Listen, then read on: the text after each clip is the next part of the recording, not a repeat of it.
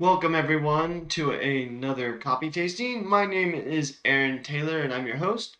Today we are tasting the Brazil Isidro Pereira Estate. This is a really cool coffee because it is a sun-dried coffee from a region that doesn't typically sun-dry their coffee. The reason why you wouldn't normally sun dry your beans in Latin America is because of the moisture in the air. So we're going to talk a little bit about that and a little bit about the people who grow this coffee after we do our tasting. If you guys are joining me for the first time, welcome to today's coffee tasting. Don't forget to hit that like and subscribe button down below if you guys enjoyed. If you guys are returning, welcome back. And if you haven't hit that like and subscribe button, go ahead and hit that like and subscribe button. That helps me make this channel that much better, helps me develop, and helps me make more content and grow. So thanks again everyone for joining me. So let's get into this coffee tasting. So with the Brazil Pereira Estate, it is a small lot coffee. And so with small lot coffees, we are getting very distinct flavors from the region that it comes from. And so this is a coffee that has been grown within a family for 3 generations. And we're going to talk a little bit about the gentleman who currently runs the farm of the Pereira Estate. And then for those of you guys who are joining me for the first time, we like to brew our coffee 3 different ways. The reason why we like to brew our coffee 3 different ways is because you get different flavor notes that really come forward through different brewing processes because of the amount of oils and sediments that you would get. And so that is why we explore the different brewing processes. And then after we taste the coffee, I give a little insight onto what brewing process is my favorite for this particular coffee. So with this coffee, we have notes of dried fig, hazelnut, and a milk chocolate finish. And because it is a sun-dried coffee, that's where that dried fig is coming from. Those bright citrusy fig notes that you're gonna get are going to carry over into the flavor of the coffee, and that's because it's sun-dried. So that's where those notes come from. And then the washing process is where we get those milk chocolate notes. And so today we have the French press, the pour over, and the Chemex. And so with the pour over, we're going to get a little bit more of those dried fig flavors in the coffee. And then with the French press, we're going to see a little bit more of those milk chocolate notes come forward, which is going to be really, really nice. So when you brew your different coffees, you want to make sure that you get the right amount of grinds, and then you're grinding it for the right setting as well, and then making sure that your grinds are fresh and that you have nice hot water and you're using the right amount. That is all important because making sure that you brew your coffee correctly is important to making sure that you get the right flavor that that coffee is supposed to have. And so with the pour over, what I did was I just poured a little bit of water on top to let it bloom. And when you let it bloom, what's happening is a lot of the air that's within the grinds is resurfacing to the top and escaping out the top of the water. And that's important because if you pour too much water on top of the pour over, you're going to have a pocket of air that gets trapped towards the bottom, and it's going to slow down your brewing process, impacting the flavor of your coffee. And making sure you get that right flavor out of your coffee is very important because, you know, that can impact your opinion on a very good cup of coffee if it might not have been brewed properly. And so that's why we explore these different brew methods. And then it's kind of like, so you know that properly brewing your coffee is important because not a lot of people know that the amount of water, the actual grind setting that you get your coffee ground on is very important into making sure you get that right flavor. All right. And then also, pouring the water correctly too is going to impact the amount of time it takes your coffee to brew as well. So if your coffee is taking really long to brew, it's probably be because of it could be because of the grind, and it could probably be because of the pour method. I'm gonna grab some more water. I'll be right back.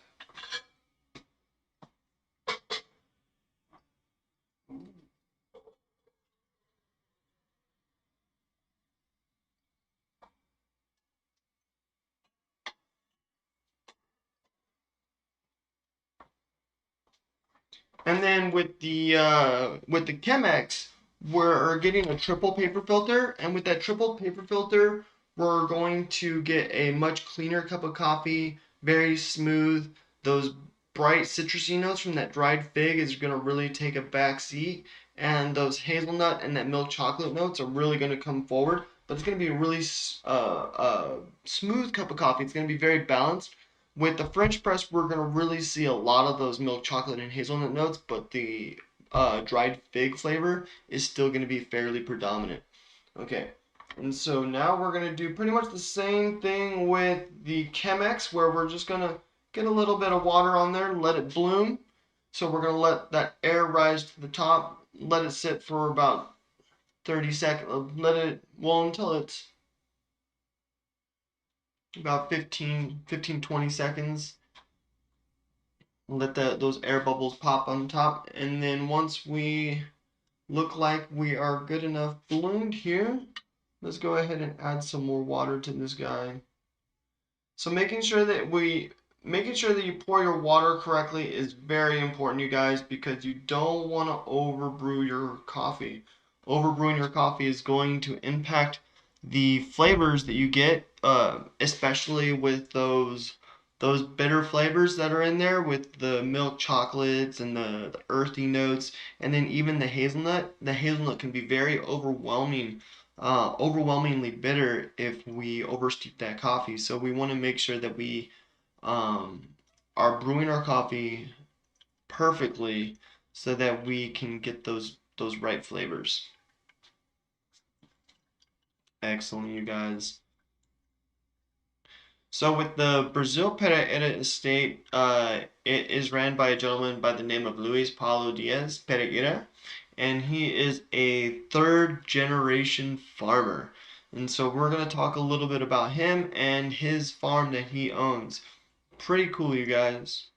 Very, very cool. All right, so let's add the rest of this water to the Chemex.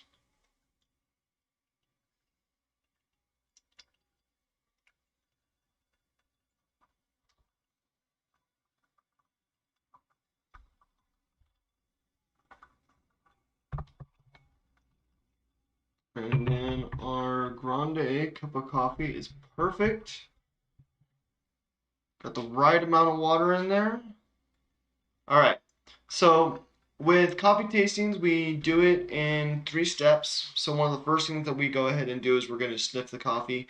We're going to really get those aromas and really kind of explore and identify. So when I smell this, the immediate flavor that I'm getting is those bright, mellow flavors. So that's the dried fig. And then we're also getting a slight nuttiness as well. So that's the hazelnut. So we're definitely getting those fig and hazelnut notes off of the pour over.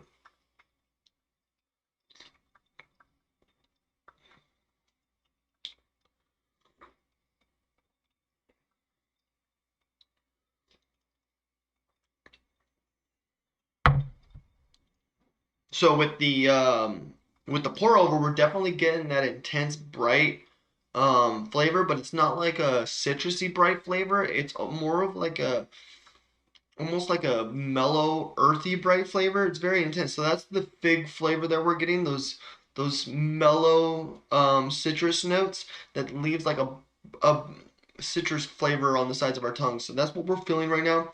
We have a little bit of nuttiness towards the center of our tongue. Not much of that milk chocolate mouthfeel. Now that we're letting our palate clear though, we're starting to get a little bit more of those hazelnuts and a little bit of the milk chocolate. The bright notes don't really linger on that much. Really good cup of coffee. Really, really good.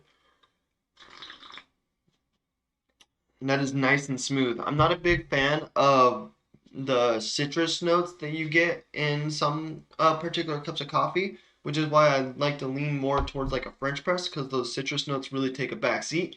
But with this one, because we're getting fig notes, it's more of a mellow, brightness, so it's not as intense. So it allows for more of the other flavors to come forward. And so we're really getting a lot of those hazelnut notes as the dried fig brightness dies away, because it doesn't linger on, and then those hazelnut notes really do grab onto the tongue. So as the fig notes kind of wash away, we're left with those not dried figs, sorry, with those hazelnut notes with a little bit of that milk chocolate finish. And like I said, that milk chocolate finish isn't really strong. It is slightly there. We're mainly getting those hazelnut notes.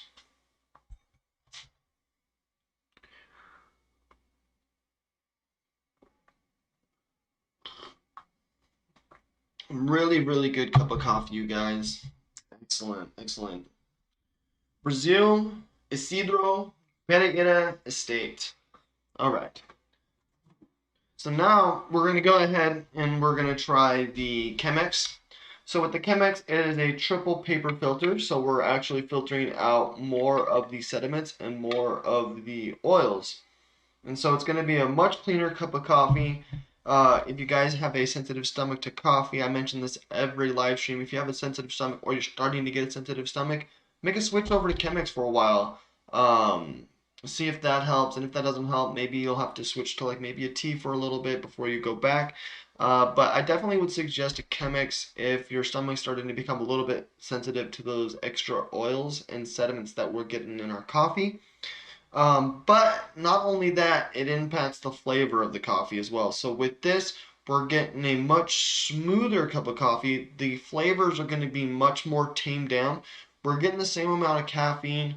We're just not getting the flavors that you would normally get in like a pour over or a French press. So we're going to go ahead and smell this coffee first, actually.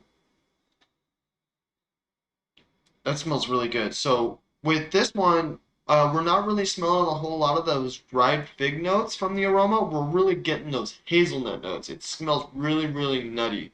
So I'm actually really excited for that because when I go for a Latin American coffee, I tend to look for like the nutty and milk chocolate coffees. So I'm really excited for this because with those nutty milk chocolate, it almost gives it like if you add a little bit of cream or sweetener, it almost gives it like a candy bar flavor.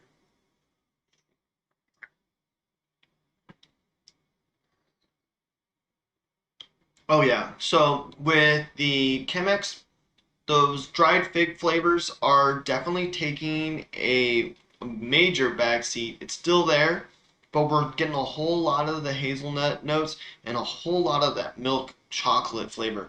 Like it's really good. It almost tastes like if you were to get a Tootsie Roll and almost have it unsweet, like an unsweetened or a low calorie Tootsie Roll where it's hardly any sugar added to it. This is really good. The milk chocolate notes really come forward in the Chemex. This is a delicious cup of coffee.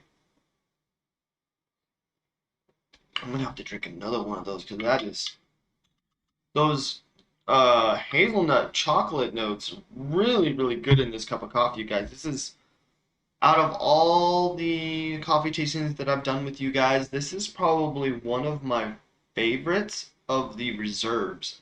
100%. This is really, really good. On the Chemex, at least. Really good on the Chemex. We're about to see what it's like on the French press here in just a moment.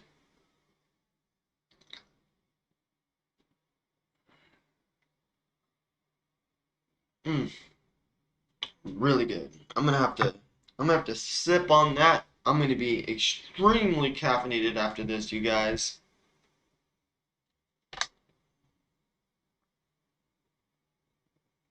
So if you guys have a favorite brew method that you guys like that I don't feature on this channel, I would love it if you guys threw that down into chat.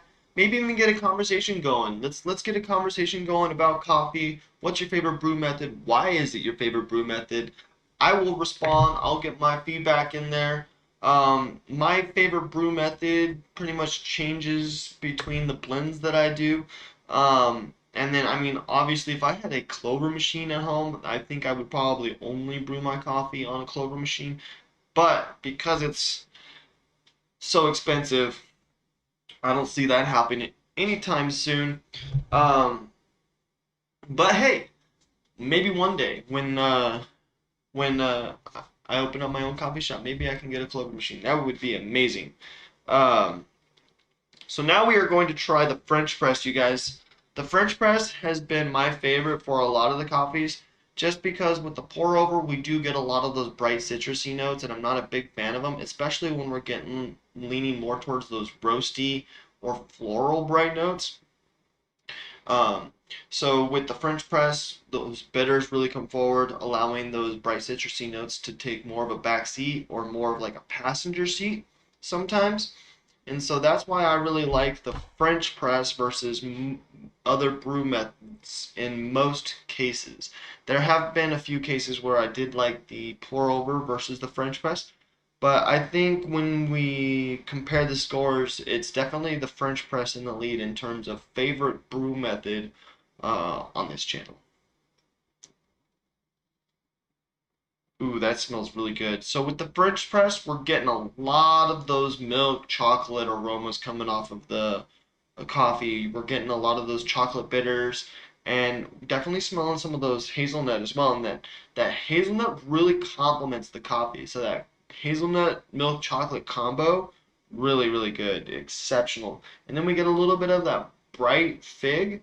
Almost gives it like a hint of sweetness to it, but not really. And especially with like the Chemex, that bright fig definitely gives it like almost like a, because we're those bitter notes are really taking a front seat. Anything not bitter to our tongue tastes sweet. So with those bitter notes taking the front seat, that bright fig flavor that we're getting is tasting semi-sweet to our tongue because it's in contrast to the bitter flavors that are overwhelming the palate of our tongue.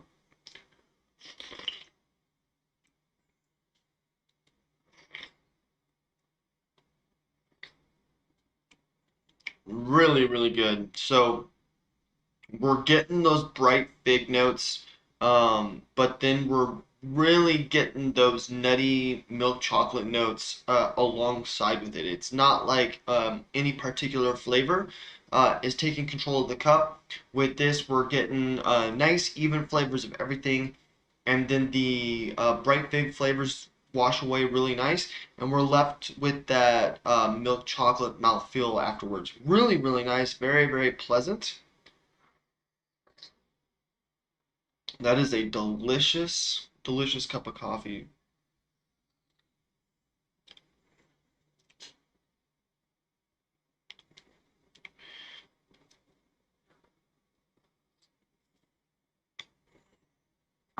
I would definitely say that is on par with the Chemex if you were to up the flavor level in the Chemex. So with the Chemex, we're getting a little bit more of a tame flavor. We're getting those hazelnut milk chocolate notes, makes for a very smooth, well balanced cup of coffee. With the French press, we're getting the same flavor mouthfeel, but more in like a flavor level, a couple levels higher. So we're getting the same balancedness, but just higher flavor threshold. And then with the pour over, we're really getting those bright fig notes. But it's nice because the bright fig notes, because it's the we're relating it to a fig isn't at like as bright as like maybe like an orange or a lemon. And so when you think about it, it's more or less like a mellow brightness. And because it's a mellow brightness, it doesn't really overwhelm the coffee too much. And so it's a really nice pour over as well. Very, very smooth. You do get more of those bright notes in the pour over than you do in the Chemex and the French press. So I was surprised with the Chemex, you guys. Really, really good cup of coffee on the Chemex. Very smooth. The milk chocolate sweetness is amazing on that cup of coffee. But it's a little too light for my flavor, like it always is. Still a really good cup of coffee, but I still will go with the French press on this one, just because we are getting those more intense flavor notes. It is still a really balanced cup of coffee, but it has more impact on the palate. Really good. My favorite brew for this particular blend of coffee, following very, very close behind with the Chemex. The only reason why I would choose the French press over Chemex is just for that flavor. That's the only reason why. All right, you guys, now that we've tasted the coffee, let's talk a little bit about the coffee. So, Brazil Pereira Estate. So, the Pereira Estate is actually run by Luis Paulo Diaz Pereira, and he is a third generation farmer. So, he is the third generation in his family to be running this farm. And it's really cool because he actually went to school um, to study agronomy, and so he is specialized in his field. So he has schooling and has he came back to help his father run the farm, and so he has been on the farm ever since. And he has been applying his schooling to the farm and educating the farmers who work with him to really teach them how to pick and find the best cherries. And another really cool thing about Luis Paulo Diaz is the fact that he had actually went on tour to just explore different wine vineyards and other things like that to see if he can apply methods of wine growing into coffee and seeing like what the similarities are, and with different varietals and stuff, and just really getting to know the different fields to explore other agronomy fields and seeing how that can be applied to coffee. And that's really cool because we want to expand our knowledge, not just within the coffee world, but even outside the coffee world, to grow as human beings and maybe even better the fields that we're currently in, because it might benefit from practices that take part in other fields that are very similar to the field you're in. So I think that is really cool that Luis Paulo Diaz was able to visit vineyards for wine and really learn a little bit on how to better take care of his coffee from vineyard farmers. So there's that as well. And he is also dedicated to art and science of agriculture. And so there's a lot of science when it comes to agriculture, especially when it comes to global warming and climate change. With higher elevations starting to get warmer, they're starting to see some of those diseases that only thrive in lower elevations because you only get the warmer climates in those lower elevations. And because of that, farmers are faced with trials of rust disease and other things. And so some of the things that these agronomists do is they're dedicated to research and learning how to better take care of their plants in a changing time. So science and agriculture is very important in not just the world of coffee, but in the world of farming. So what we learn in agricultural science in coffee can be applied to other things. And so we can start to adapt our different foods and vegetables and produce, um, so that we can still maintain and grow these foods and provide food for people, and maybe even help people around the world grow food in areas of the world where they wouldn't normally be able to grow food because of their climate. And so we're adapting our food to be able to be grown in certain climates, allowing for people to grow food and reducing world hunger. And so that's just one of the many steps that we can do to help our community. Just learning about agricultural science and how we can expand our knowledge in making better sustainable farms. And what they're doing with coffee agriculture is very important because, like I said, with this science doesn't have to stay within the coffee world. It can be expanded into the rest of the world. And a lot of the practices that we're taking into agronomy in the coffee world are taken from other worlds of agronomy. So it's like the splicing of two different types of trees together has been around for a while, and so they that's something that they're doing in Costa Rica to combat the rust disease, is splicing Robusto and Arabica beans. So that's a part of agricultural science as well, and some of the nurseries that they have in Latin America, and it's all to make sure that farmers are able to make a sustainable uh, farm, and make it so that they don't have to worry about losing out on an entire crop. So that's very important to making sure that these farmers have sustainability and have a livelihood. And Luis Paulo Diaz is an example of how we can, go to school, apply ourselves to agricultural science, come back and dedicate, yourself to your what you're passionate about, and not just dedicate yourself to what you're passionate about, but share your passion with others and teach others how to find a passion for the coffee. So like with him, we he shares his knowledge of what he learned from the vineyards and what he learned from agronomy school with his fellow farmers, so that they have that knowledge and so that they can better take care of their plants.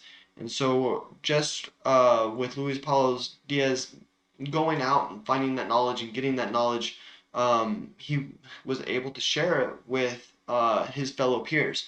And I think that is one of the more important things to take away from this as well, is sharing your knowledge of your passion. So whatever you're passionate about, if you're doing research on it, if you're learning a little bit about your passion, share that passion, share that knowledge with your neighbor, with the person sitting next to you, or if they have a common interest of that passion, talk to them about it, because you might impact someone with the knowledge that you have about that particular person.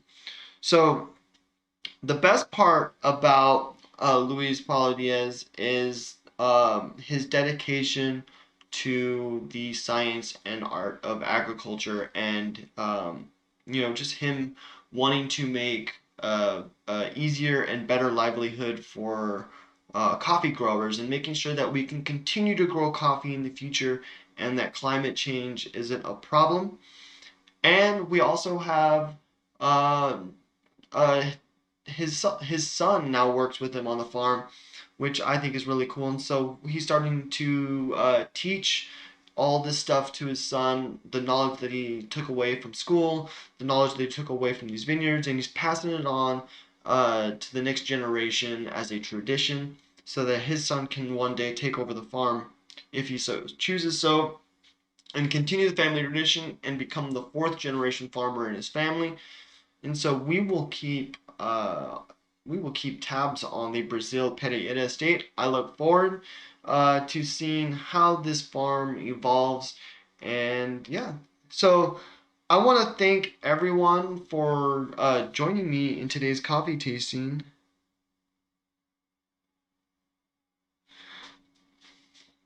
I want to thank everyone for joining me in today's competition. I hope you guys enjoyed learning a little bit about Brazil Pereira Estate, and a little bit about Luis Paulo Diaz Pereira, and about his journey through coffee, and a little bit about the traditions of his family. So thanks everyone again for joining me. I will see you guys this Friday for another coffee tasting at 9 a.m. Have a great morning. See you this Friday.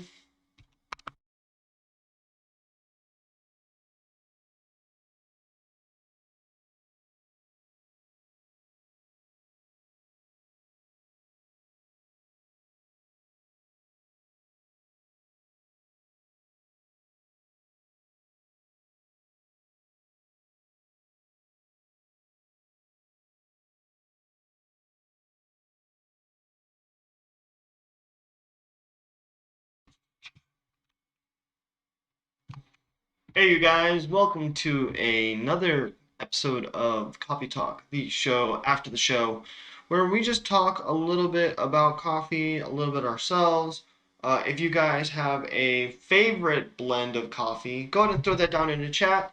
If you guys have a favorite brew method that you guys like that I'm not featuring here on the channel, go ahead and throw that down in the chat as well. And then if you guys have any questions about the coffee that I'm brewing, or my brew methods here that I have displayed, go ahead and throw that in the chat as well. I would love to answer any of your guys' questions. So yeah, so I'm going to sip here on my coffee. I hope you guys are having a great morning, and I hope your cup of coffee is nice and warm, if that is how you're drinking your coffee. If you're drinking iced coffee, I hope your guys' iced coffee is nice and cold with that crisp bite that you look for in a nice iced coffee. Really good. Speaking of iced coffee, we're approaching summertime, you guys, and it is that time where, iced coffee is, the preferred brew of most people. And what would be nice is to learn how to brew a nice iced coffee at home, right? I mean, we try to brew iced coffee at home and it ends up just being too watery. Not really good. I mean, it's iced coffee, but it's just not iced coffee. So there's a couple cool ways you can make some iced coffee. One of my favorite ways to make iced coffee is actually the cold brew method. Very easy. Does take a little bit of time, but it's very nice. And then what's also nice about it is you're getting a quality flavor. And then you can control the level of concentration because it is cold brew when it's going to start off double strength. So you're going to cut it with water, and you could add however much water you want. It's super easy to make cold brew, guys. So if you guys want to start making iced coffee or cold brew at home, I definitely encourage it because you're definitely going to save a little bit of money with the homebrew method. That is 100%.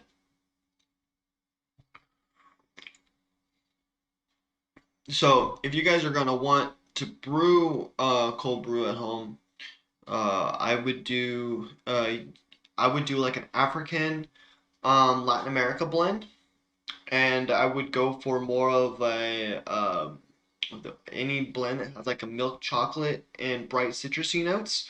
Um, the reason why you want those bright citrusy notes is because those bright citrusy notes are going to complement that ice cold crisp that you get from a cold drink.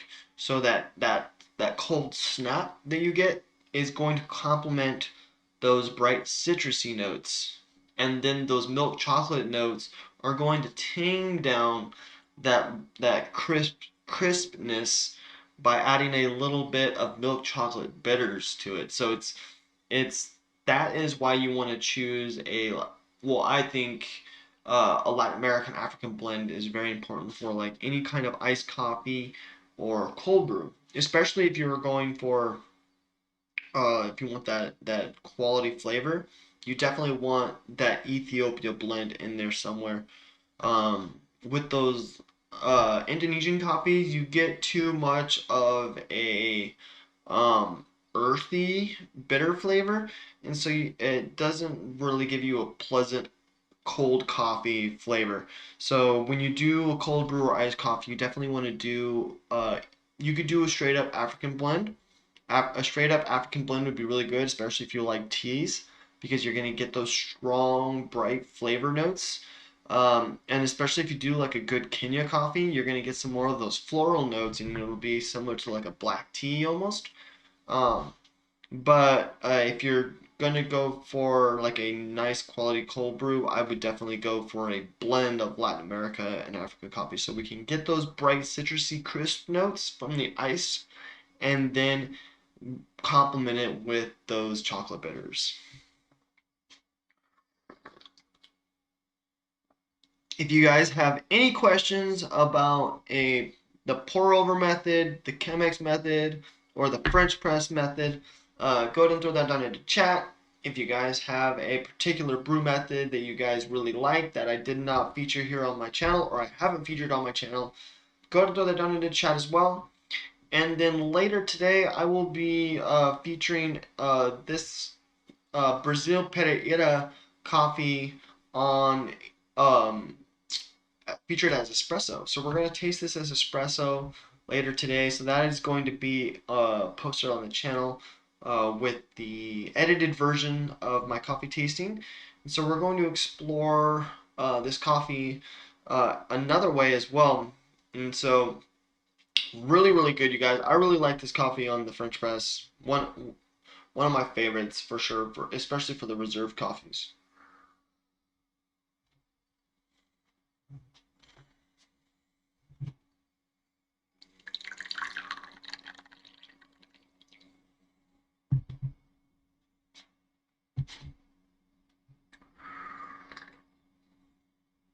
So I actually love learning about the science behind agronomy and what they're doing with coffee because of how much it impacts the farmers of coffee and what it really means.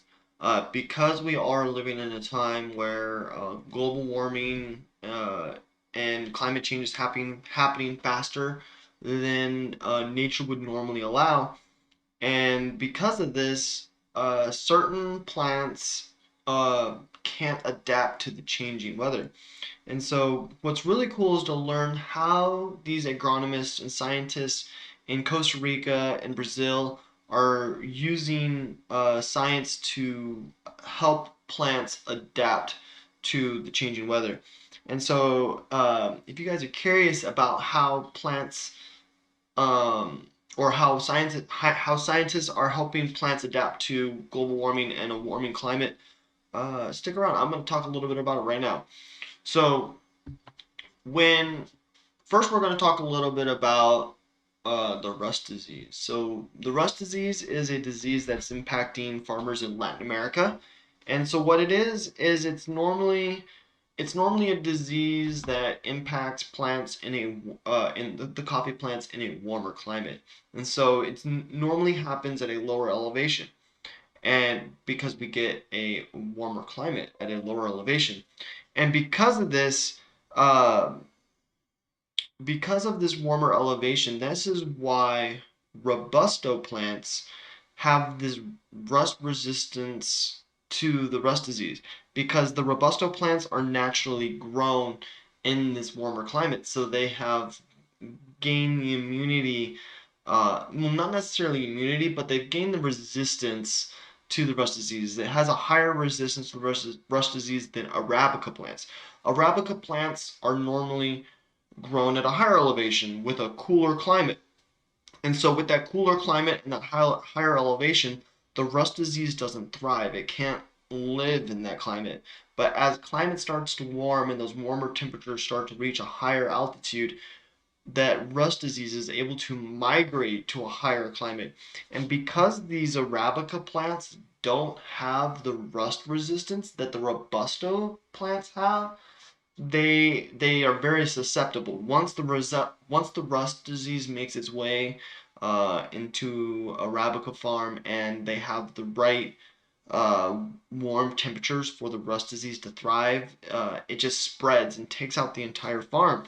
And this impacts the farmers in a negative way because you lose out on your entire farm when your farm is overtaken by the rust disease. And for coffee farmers, that's that's their yearly income. And so when you find your coffees impacted by the rust disease, it's like literally some nature coming over and torching your bank account. Like your all your money is being burned away by this rust disease.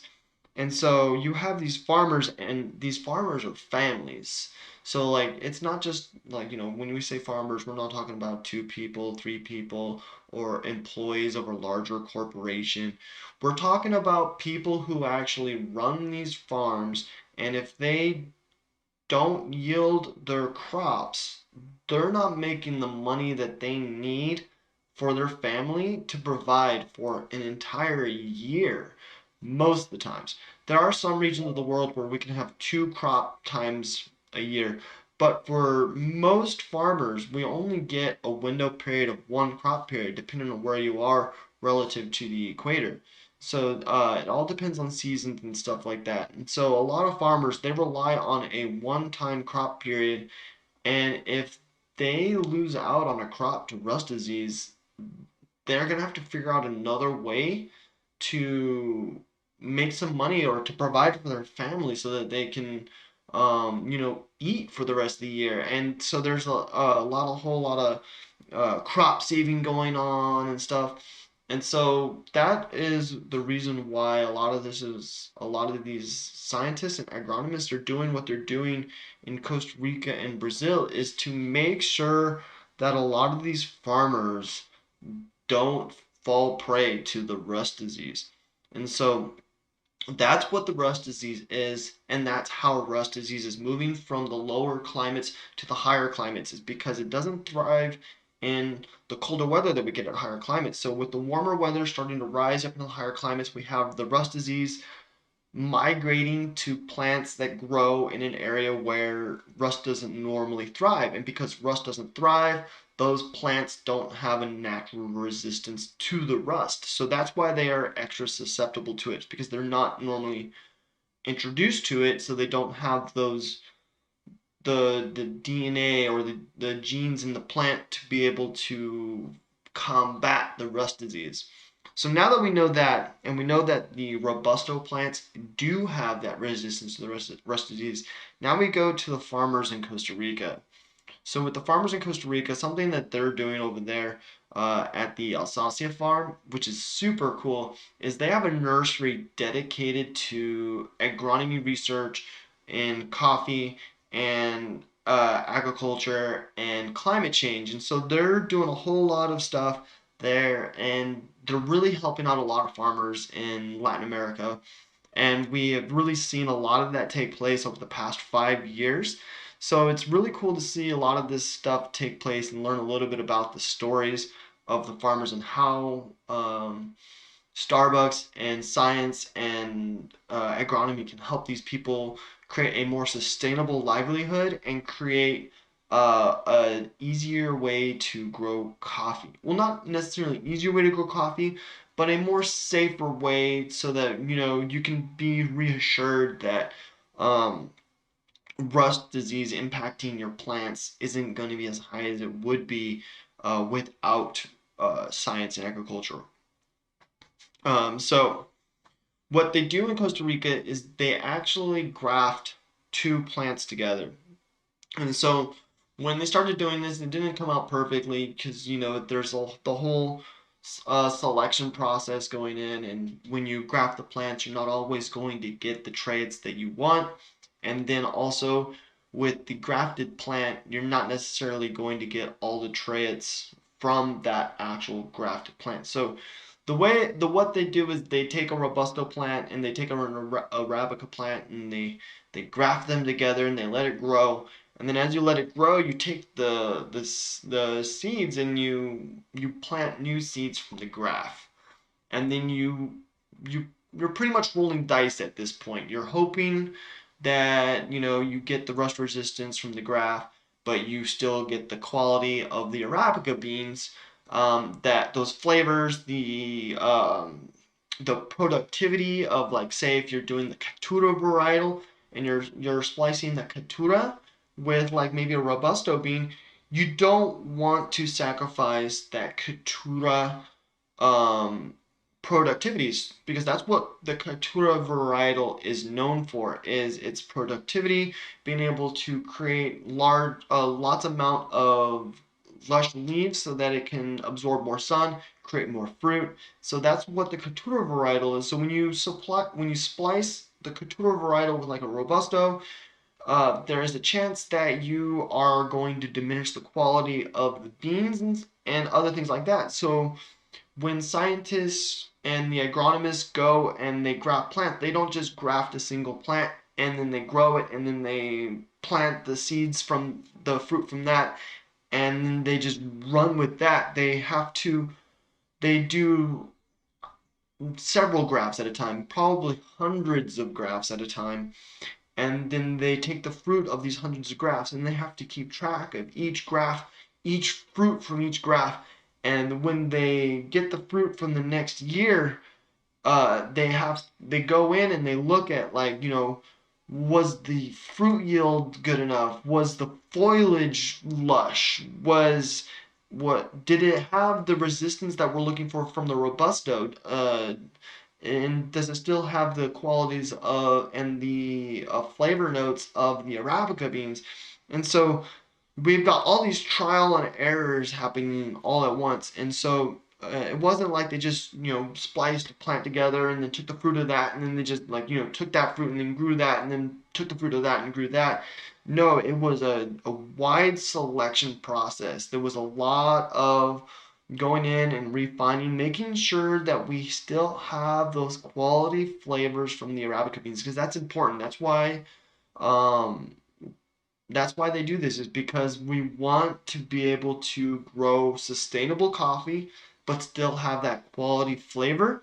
And with agronomy and science, we're able to hand select the flavors that we want, and able to really search for that perfect blend of robusto arabica hybrid to just get that rust resistance trait and keep all the Arabica qualities of those full flavors, the Caturra varietal of productivity, and being able to yield the proper amount of harvest. So the amount of science and the amount of work that goes into creating the perfect blend of beans, especially when we're trying to create a new varietal that's best for growing in an area of the world where they're really subject to climate change and the rust disease. We have lots of farms in Latin America that were impacted by the rust disease and lost out on entire crops.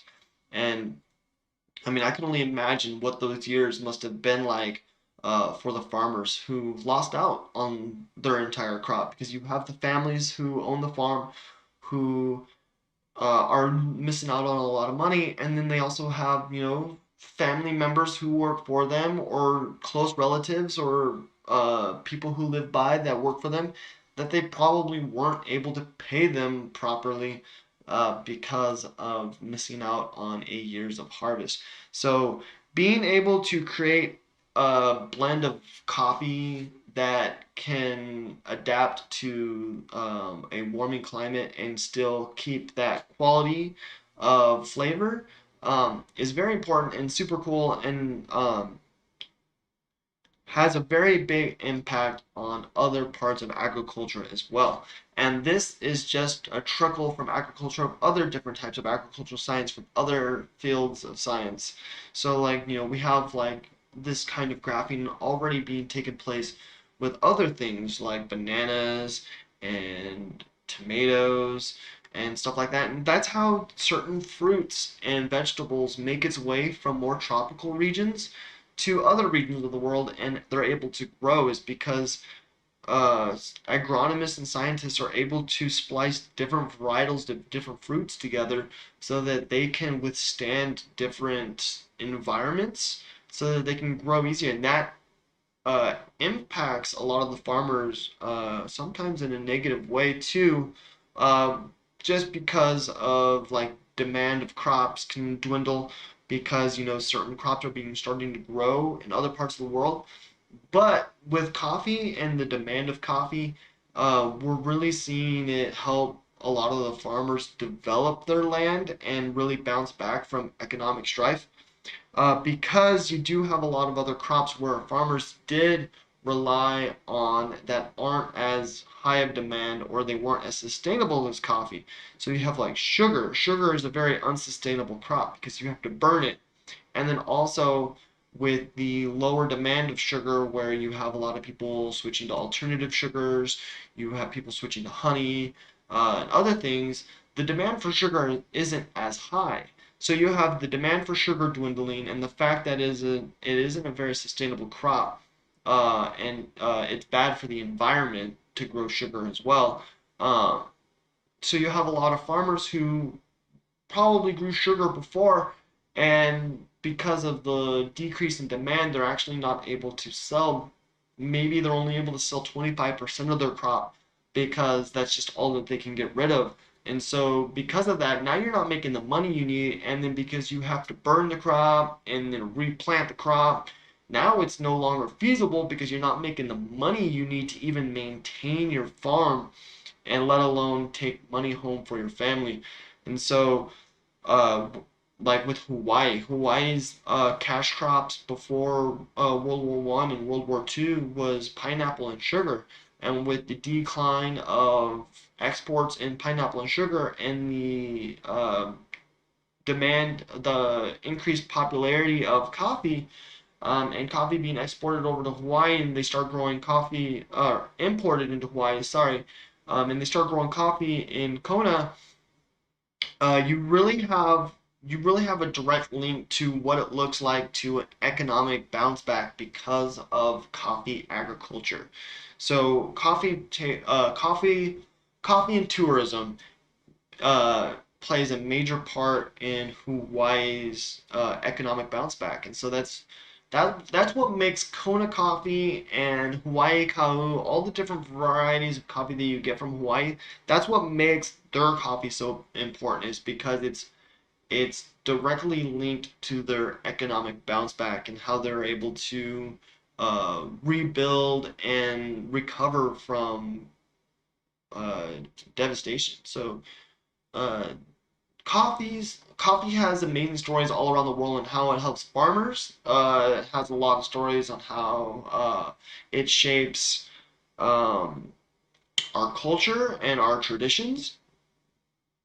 So there's a lot of cool stories, you guys, and that's what I explore on this channel, is how coffee got to where it is, where it came from, the culture of the farmers, how it impacts the people who grow the coffee, and a little bit about the science as well. There's a lot of stuff that revolves around coffee when it comes to culture, science, and history. And that's what this channel is all about. It's just learning everything there is pretty much to know about coffee and sharing that passion and that knowledge of coffee with you guys, so that when you guys sit there and you're holding that cup of coffee in your hands and you know where it's from, you can know how it impacts the farmers, and you know a little bit about who grew your coffee. And that's important because knowing who grew your coffee, you kind of know who you're supporting with every bag and every cup that you drink. Super cool, you guys. If you guys have any questions, I would love to hear your guys' feedback. If you guys have a favorite brew method, if you guys have a favorite blend of coffee, go ahead and throw that down in the chat. I would love to explore your guys' favorite coffee, your favorite blend, your favorite brew. And maybe I can feature it on my channel and then teach you a little bit about your favorite coffee that maybe you didn't know. So that's something that I like to do with the guest hosts that I have on this channel, is I really like to feature their favorite cup of coffee, like their favorite blend. And what I do is I do a little bit of research and teach them something about their favorite coffee that they didn't know. Because, when I ask someone for their favorite blend of coffee, that's their favorite blend of coffee because of flavor, most likely. Excuse me, guys. And so, um, with a lot of us, we don't know the story behind our favorite cup of coffee. We don't know where it came from or who grew our coffee. And so, if I can share with you guys a little bit about your favorite coffee, give you a little bit more knowledge of where it came from, how it was grown, what the farmers go through, maybe even a little bit about their culture and practices and where they live. Um, that can impact your value on your coffee even more, and maybe have you respect your coffee and the people who grow your coffee.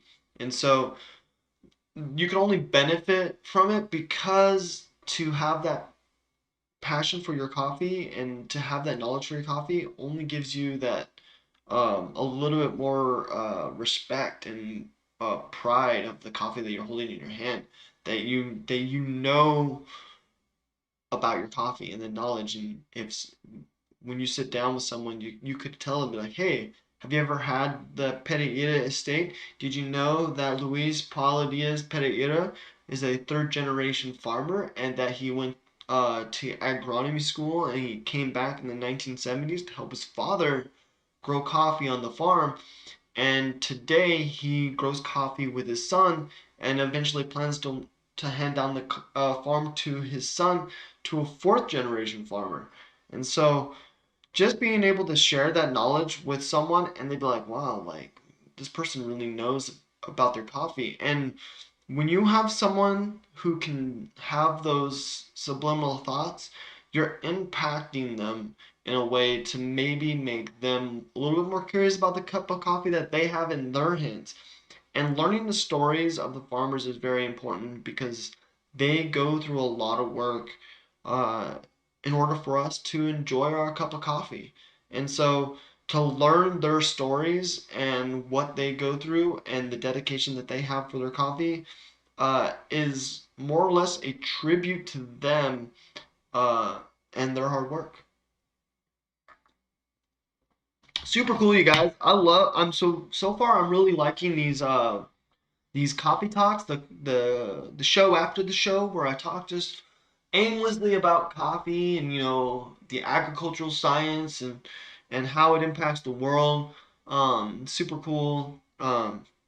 With the computations, they're a little bit more scripted, a little bit more like they still have a little bit more of a on the fly type feel, where sometimes I'm coming up with not sorry, not coming up with knowledge, but um, recollecting knowledge on the fly. So what I do is I'd go into research into my coffee the day before, sometimes a couple days before, and then I'll reread a couple of the articles several times to really drill it into my mind. But then some of the things I do kind of give myself notes on, but there really is no script. It's more of a less of like a timeline. You start off with this, you go on to this, and then you go on to the story. And so there really is no it's very improv, for sure, and I really like it because with the improv, you're really helping yourself develop your talking skills because you have to come up with things on the fly. Um, you gotta fill in the gaps. You gotta keep talking, come up with content to talk about, and it's good because what that's allowing me to do myself is really develop how I come up with topics and things to talk about within the coffee world. And then just by practicing that, I can apply those skills and coming up with talking topics outside the coffee world and use it to communicate and connect with other people through conversation, which is something that I struggle with and am developing myself as a person so that I can be a more sociable person and have better social skills. Because growing up, I didn't have great social skills, and so that is something as a person, personally, I am developing so that I can grow. And so we all have things that we need to grow in, that is for sure. And one of the best ways to grow in the areas that we need to grow is to acknowledge that you need to grow in that specific area, because a lot of the times we get stuck content at where we're at, and you know be content is important, but you always want to leave room for growth, just because growing is important, especially as a person, learning different things, gaining experiences and stuff. So challenge yourself. If you guys have particular areas in your life that you want to grow and develop, I would say first step is to acknowledge that area of growth that is needed, and then after you acknowledge, challenge yourself to partake in activities that help you develop those areas of growth. For me, the coffee talks and my coffee tastings are an excellent way for me to grow my talking skills. And then also at the same time when I'm at work, I challenge myself to engage with customers a little bit more on the uh, personal level rather than a business level. So instead of, you know, that traditional smile, thank you, bye, here's your cup of coffee, it's more or less the come over here, let's have a conversation while I craft your coffee, and I'm going to tell you a little bit about it. And I use coffee as my catalyst for engaging with people and having that conversation. So for me at work, it's very easy to have those conversations because I am crafting them their coffee. I already have a basis of material to go off of. And because I have that conversation about like 30 times in one day, um, it's very easy for me to bring up that conversation and have that talk about that particular cup of coffee. And so don't be afraid to have the same conversation with someone right after another person as well. Like that's another thing that I do at work too is like I if I give someone the spiel about their coffee and the person that is having the same exact coffee standing right behind them, I am going to give them the same exact spiel even if they heard it from that first person because being behind that original person isn't the same experience as the person that's getting that face-to-face connection. And then also at the same time like uh I get to develop my uh, speaking skills through that because another thing with speaking is getting over um, the nervousness of speaking, and sometimes when that can stop you from having those conversations is that underlying feeling of like I'm repeating myself, like oh this person already heard that, like I don't need to repeat it to them because they don't want to hear it. Well, with the coffee and stuff like that, I've actually learned that, that person does want to hear it again. They want to be told themselves, not necessarily be that eavesdropper where they're like, they got the spiel but they weren't told the spiel. And so, creating that personable experience and really engaging with the person face to face is important. And then not only is it important, but it helps you develop. Well, for me, it helps develop my talking skills. So I definitely take advantage of that 100% when it comes to creating that experience. Impacting the person every day and developing myself as a person and growing. It's been pretty fun. I've been connecting with a lot of people, that's for sure. And then I'd say it's definitely opening me up uh, as a person to um, engage with more people and having that more personable experience. Um, like the other day, when I had someone wanting to take a picture with me, and I um, was a little taken aback and I thought it was interesting.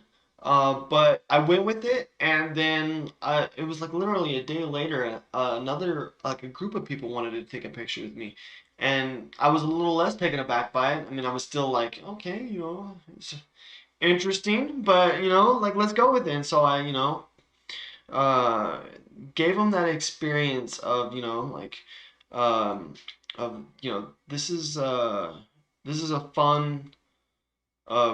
fun person to be around. They connected with us. They shared the knowledge and stuff, and so um, being able to have that experience is really cool because that's something I never really got to experience. And so, and then especially with the fact that it's someone that like with it's a group of people that I just met, and so it's to be asked to take a picture. It's almost it it it at first it's weird, but it's cool. It's a nice feeling, that's for sure.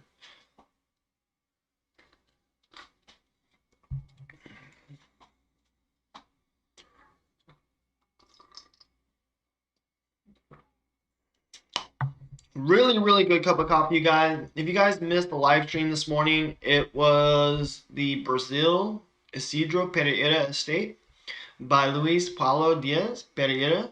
He is a third generation farmer. It has notes of dried fig, hazelnut, and milk chocolate. And with the pour over, we're getting that nice subtle dried fig brightness. Not too bright. Not It's a more subtle brightness, not nearly like a lemony brightness or an orange brightness. It's more of a subtle, tame brightness, and so it doesn't impact the cup of coffee too much. And then on the pour over, we're getting more of those hazelnut notes. So we get that dried fig hazelnut notes with a slight, very, very slight milk chocolate wash. With the Chemex, we got a really, really clean cup of coffee, very smooth. Those milk chocolate and hazelnut notes really come out in the Chemex. And then because it's such a light roast coffee on the Chemex, the dried fig notes that we get, those slight bright fig notes, really give it a slight sweet flavor because we're contrasting those fig notes to those bitter hazelnut milk chocolate notes. So it's not necessarily sweet, but in contrast to the bitter notes that we're getting from the hazelnut and the milk chocolate, it tastes sweet. So it's almost like I like to compare it to like if you were to take like a Tootsie Roll and take out most of the sugar. So it's a very, very, it's got a Tootsie Roll flavor to it. It's very, very good. I like it. And then with the French press, we get a much more intense, flavorful cup of coffee. It is very balanced like the Chemex, where we get those hazelnut milk chocolate notes with a little bit of that sweet, bright, dried fig flavor. But we're getting that heavy sediment, and so those milk chocolate notes really come forward and really drive the cup of coffee, which is what I look for in a cup of coffee myself, is those milk chocolate notes because it really makes for a smoother cup of coffee, I feel. So this week, my favorite cup of coffee or my favorite brew method for the Brazil Pereira estate is the French press, followed closely behind by the Chemex. And the only reason why I like the French press more than the Chemex is because we are getting those more intense flavor notes. So it makes it for a more impactful cup of coffee. We're getting more flavors, and they linger on a little bit more. That's what I look for in my cup of coffee. The lighter notes, really good cup of coffee, but I do look for more flavor. That is for sure. So I think that is it for today's coffee talk, you guys. I hope you guys enjoyed. Thank you guys for staying around and listening to me babble on about agricultural science, a little bit about myself and how I develop my talking skills. I hope I inspired you guys to maybe develop a little bit of yourselves in whatever area of your life you feel like needs developed. Um, Before I go, one of the major parts that I developed for myself is my self-confidence in my ability to do my job. And so, um, what a lot of people suffer with, and I know that I suffered from this a lot, in my early years with Starbucks, is my confidence in being able to uh, do a job I'm going into brand new, especially if I'm going to be in like the role of leadership, you know, just having that self confidence and knowing that I'm able um, to commit to the job and be able to execute it to standards. And something that's very important for everyone to remember is you're just as capable as anyone else. You just have to apply yourself.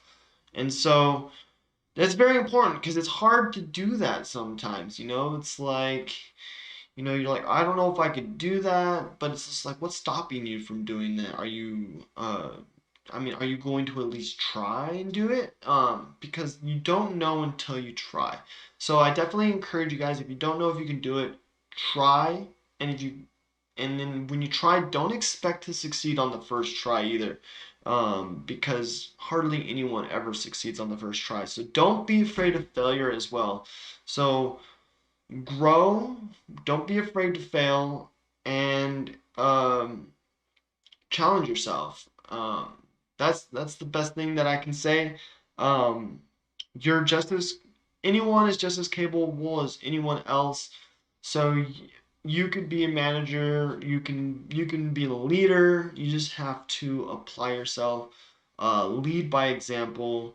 One of the important things is if you want to be a leader or that in that role of leadership or be an inspiration or an example to someone, you want to try and do the things you do the way you would expect someone in a role of leadership or someone who is in a role of an example would do it. So that's something that I do too is when I go out about and do my activities and my work and stuff like that, I I do it in a way so that I can inspire others to put as much effort into it as I do. So when I talk about coffee and I share information with other people, it's not just about sharing the knowledge too. And that is a major part of me talking and sharing my knowledge is sharing the knowledge. But also another part of what I do is if I can inspire the person standing next to me or a coworker or another person to want to share knowledge like I do, then that is a big takeaway for me. Like if I can inspire someone to want to learn about a particular passion and share their knowledge of that passion with other people and then try and get them to pass that passion on to another person, then I think that I've really done my job because that's what it all comes down to in the end of the day is to pass on your passion to another person so that so it can trickle down and really um, expand around and travel because if I can inspire two people and those two people inspire four people and those four people inspire 8, 16, 32, 64, before you know it you're in 112 and you've inspired so many people just by inspiring two people. So if you can really pass your passion on to people and show and really show people what it feels like uh, to share knowledge and really give everything you have to what you love. Um, it's a really cool feeling, and making sure that you give everything you have to what you love is important too. So you don't want to give everything you have to something you don't love because that's going to exhaust you. You're going to hate yourself. So, one of the first parts of your journeys, you guys, is to really find your passion. Because a lot of us, um, we don't find our passion right away. So, what are you passionate about? And then, are you truly passionate about it? And then, if you are truly passionate about it, um, I encourage you to learn everything you can about it so that you can share your passion with others. And one of the best ways to figure out if you're truly passionate about something is if you can research it. If you're when you research it, are you inspired by your reading? Do you find yourself wanting to learn more? Uh, those are signs of like a passion for something. So if you find those feelings for something, I encourage you to run with it, take it, learn more, keep growing, and then share a little bit, even if it's just a little bit, because as you start to share, sharing more gets easier, and then as you start to share more and more and more, you start to become a professional or even if you're not a professional, you start to sound like a professional in the area of what you're talking about. And just by sounding like a professional, or if you feel like you're a professional and sharing that knowledge, you can that's the best way to share that inspiration and your passion. So that is it for today's coffee talk, you guys. So find your passion, run with it, develop, grow, challenge yourself, yeah. So thanks again everyone for joining today's coffee tasting, and thanks again for joining today's coffee talk. If you guys missed today's coffee tasting, go ahead and hit the link down below in the list of videos. There should be a link. And I will see you guys this Friday for the next coffee tasting. Have a great day. I will see you again soon.